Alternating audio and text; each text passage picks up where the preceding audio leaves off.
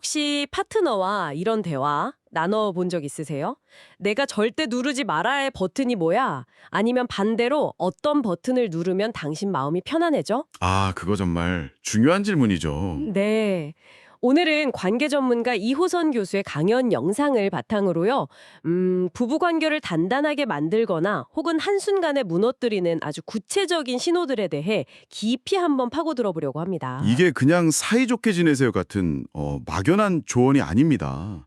관계의 가장 내밀한 역학부터 또 관계가 왜 파국으로 치닫는지 그 현실적인 이유들. 그리고 그 이후의 삶 가지시요. 네.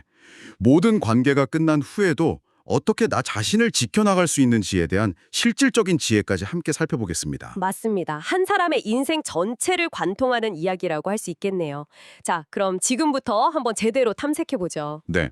우선 가장 흥미로우면서도 바로 적용해 볼 수 있는 개념부터 시작해 볼까요? 바로 발작 버튼과 안심 버튼입니다. 아, 네.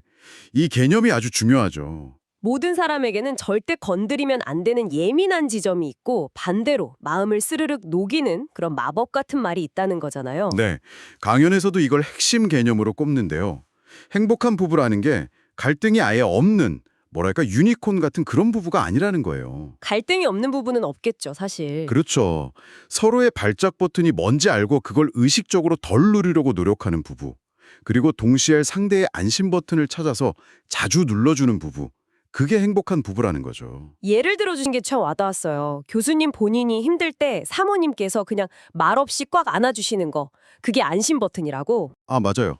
제가 정말 힘들 때 아내가 와서 무슨 일이야 이렇게 막 꼬치꼬치 묻는 것보다 그냥 말없이 한번 꽉 안아줄 때가 있거든요.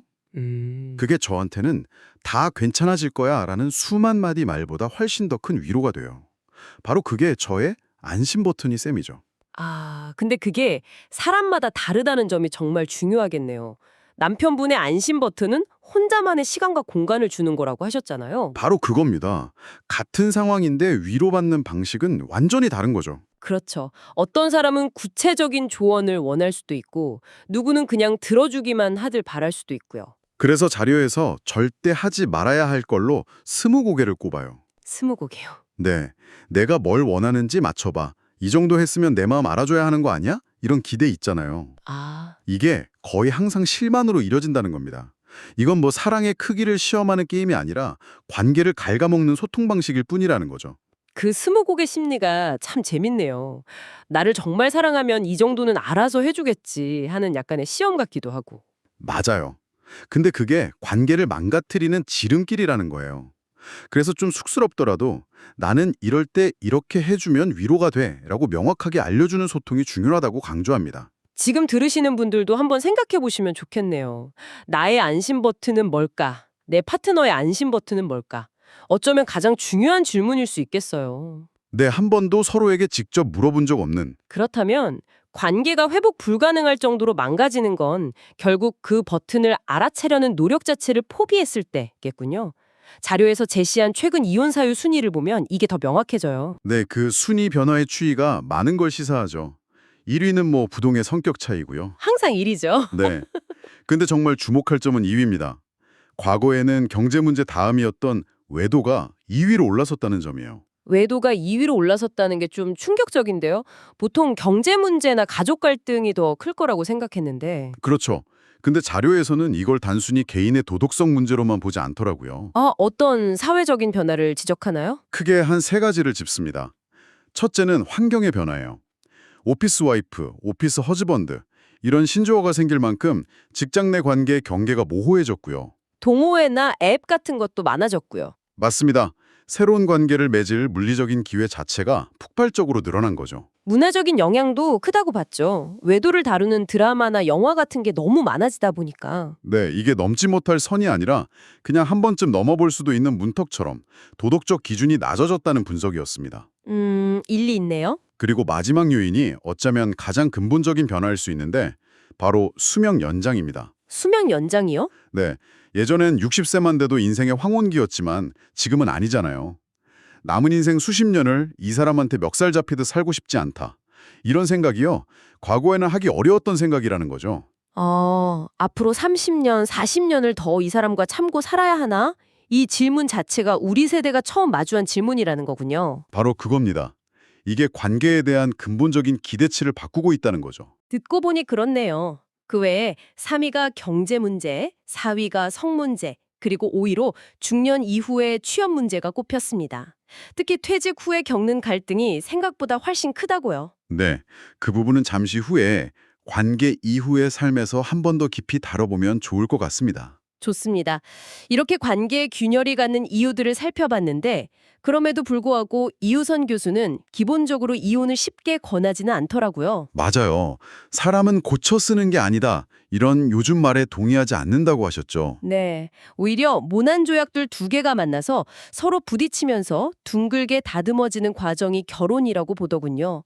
하지만 절대로 타협해서는 안 되는 예외가 있다고 못을 박았습니다. 명확하게 두 가지 경우를 제시합니다. 이럴 땐 관계를 즉시 끝내야 한다고요.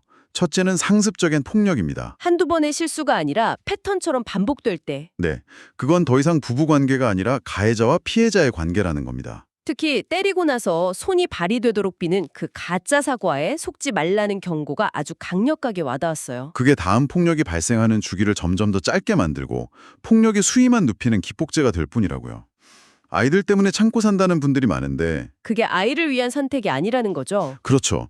폭력적인 환경에서 자라는 아이들이 정서적으로 더 큰 상처를 입는다는 연구 결과는 정말 차고 넘칩니다. 두 번째 예외는 지속적인 성폭력이었고요. 네, 부부 사이에도 성폭력은 명백히 존재한다는 사실을 분명히 했습니다.